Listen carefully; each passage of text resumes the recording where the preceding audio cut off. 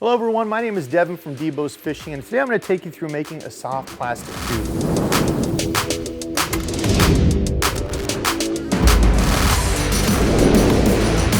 This process is really the same as shooting, your simple like stick bait, a Senko style mold, where you just put the plunger in, shoot the plastic, and pull it out. But there are a few key differences to a tube mold just like this. So you can see when you take this part out, I'll get to that, the inside there's a lot of room in there, right? And that's because there's a couple extra pieces. And number one is going to be the spline. Now when you check out the catalog or the website, the spline is universal to any of these tube molds. You can see there's a number of different mold pieces, like where you can get a slick outside, such as this.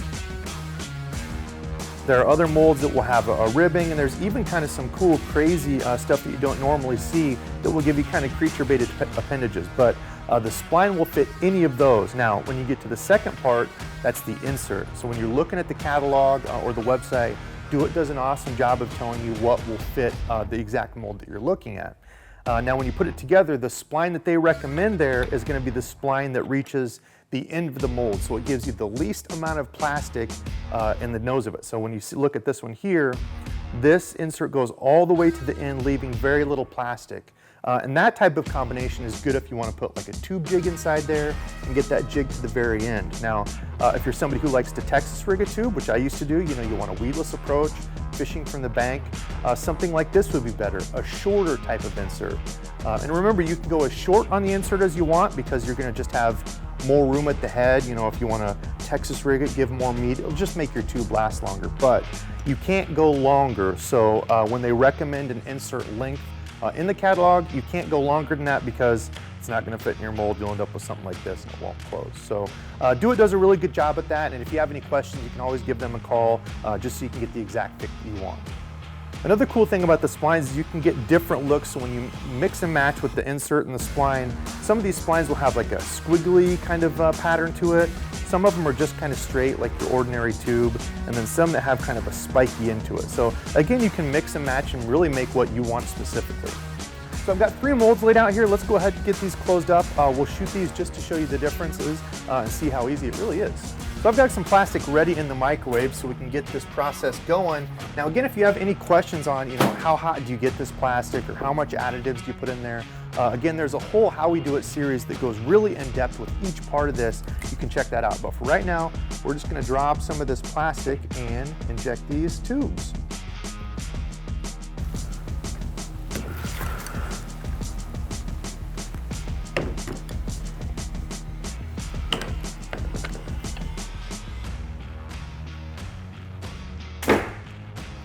Lord, we'll put these clamps on. All right, we can let this cool down. We're going to take our clamps off and check to see how these look inside. Now, you do want to be careful when you take the tube out. It's a little bit different than just a regular soft plastic because you've got that skirting material, all these little pieces here. So just be real gentle with it because these are thin pieces of plastic, and just kind of roll them down out of there. You can kind of grab it like this and roll each one out. Just make sure you're kind of careful with it until you get it down to the body piece. Just like that. So you can see all those are pulled off. I'm just going to grab the body here and gently pull that off the insert just like that. And then again, you've got your normal sprue like you would have shooting any other sort of soft plastic, and that's the final product.